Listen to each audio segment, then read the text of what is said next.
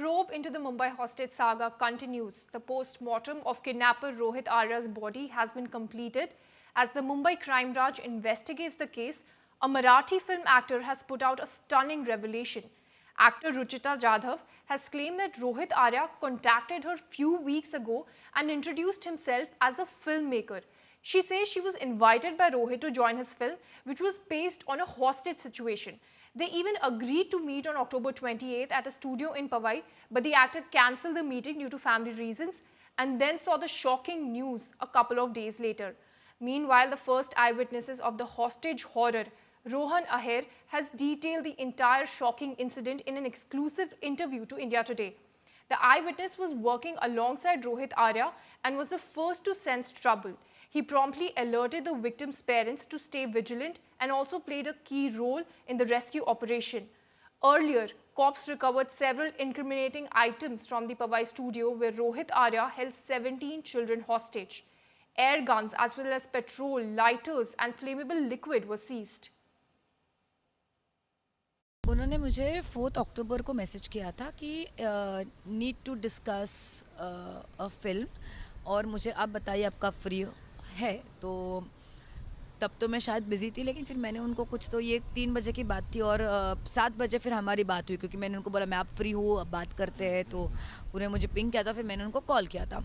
Around 7-7:20 की बात है ये शाम को। तो मैंने उनसे बात की और तब उन्होंने मुझे जो स्टोरी का मतलब जो मूवी उन्होंने मुझे बताई, जिसका नरेट की, वो सेम टू सेम वही स्टोरी थी जो उन्होंने किया था पवई में। मुझे पता ही नहीं था कि वो उसकी ही स्टोरी मुझे बता रहा है। मुझे लगा कि इतना पैशन, क्योंकि वो प्रोड्यूस करने वाला था, मुझे लगा इतना पैशनेट प्रोड्यूसर भी, मतलब डायरेक्टर होता है पैशनेट, और ये इंसान जो प्रोड्यूस कर रहा है वो भी इतना पैशनेट है, उसको कैरेक्टर के बारे में पता है ये वो। तो मुझे जेन्युइनली मैं इम्प्रेस हो गई थी कि वाह, ऐसा बहुत कम मिलता है कि प्रोड्यूसर इतना, या फिर अ पर्सन जो पैसा लगाता है, ये बात में मतलब प्रोड्यूसर वर्ड नहीं यूज़ करते, लेकिन जो इंसान पैसा लगाने वाला है वो इतना पैशनेट है आपके प्रोजेक्ट के बारे में। बस यही मेरी सोच थी। मुझे कभी लगा नहीं कि वो खुद की कहानी बता रहा है और वो करेगा।